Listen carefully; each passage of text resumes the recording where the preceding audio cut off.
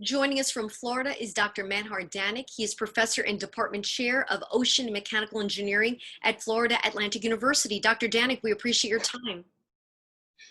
Thank you for having me. You were part of a study that was recently conducted at the university. You did research on the effectiveness of face coverings, and right now there are so many that are available.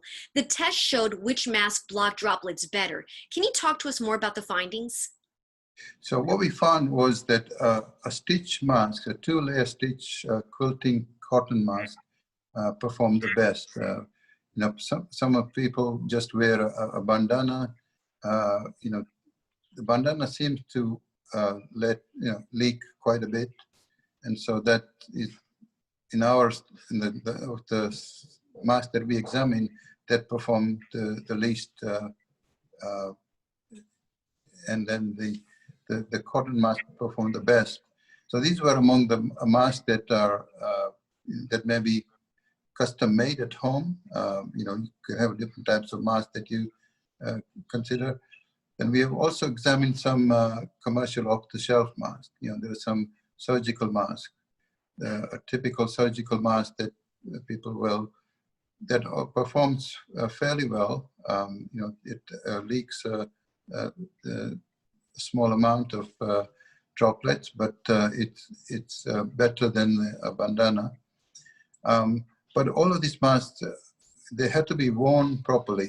If they're not worn properly, covering your nose and mouth and making sure they're snug against your face, then they can leak from the sides of the, in the gaps between the edges and the face.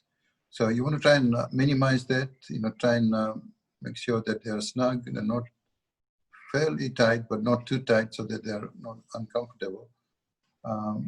I know the mask, like for example, the mask that I'm using and I'm seeing a lot of people use are the blue masks that you can buy at CVS, at a lot of, numerous drugstores. How effective is that particular mask? So the blue cone-shaped mask, we found that still leaks a little bit. It's similar to the common surgical mask that you see people wear. There is a bit of, they're supposed to be fairly good, but we found that there was some leakage from the material of the mask. And how were you able to perform this particular research? My understanding is that mannequins were used. Is that correct? Yes. So we use we emulated a cough mechanically using a mannequin and a air compressor, and some droplets created from a fog machine. The droplets that we created were of the size of less than about 10 microns. They are aerosol-sized droplets, which are the ones that can linger in air longer and can travel far. The larger droplets in a typical cough drop off quickly to the ground, but these linger quite far. So what we did was we emulated this using a mannequin, by pumping air from a compressor and these droplets through. And then we visualize this in a thin sheet of laser light. The light, what it does is it gets diffracted by the droplets, scattered by the droplets, and that makes them visible. And so that's how we were able to visualize this emulated cough. There are several myths out there that I've heard. One includes that if you have a mask, that social distancing isn't necessary. What other myths can you share with our viewers? So what we saying is that because people wear masks, the masks are different quality, depending on what quality it is, how effective it is will matter.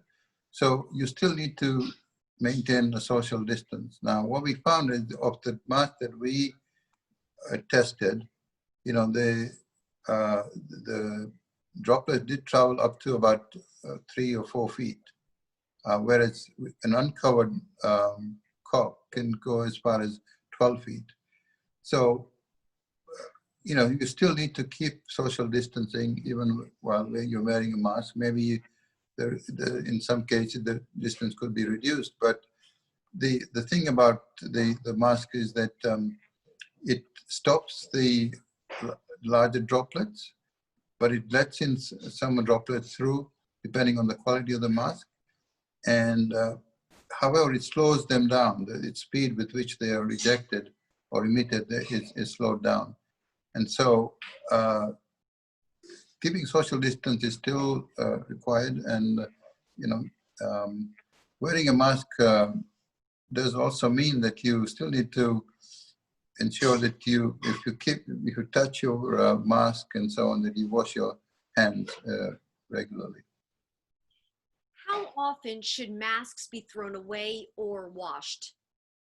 Okay, that's a very good question. And this is something we are looking into to examine, like if just take a surgical mask, and if you wash it 3 or 4 times, how does it deteriorate? I mean, some masks are supposed to be washable and could last. I mean, the two like quilting cotton mask that I mentioned, that's been washed several times and it still works fine. But some masks are supposed to be disposable, and people use them after cleaning them every day and they still use them again.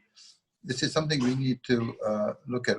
So we're going to be examining that in a week or so, and to try and see what we can say about those. Dr. Janik, thank you so much for your time and for taking the time to explain this study for us. We appreciate it. You're welcome. Thank you. Have a good day. Stay safe. You too. Okay, bye-bye.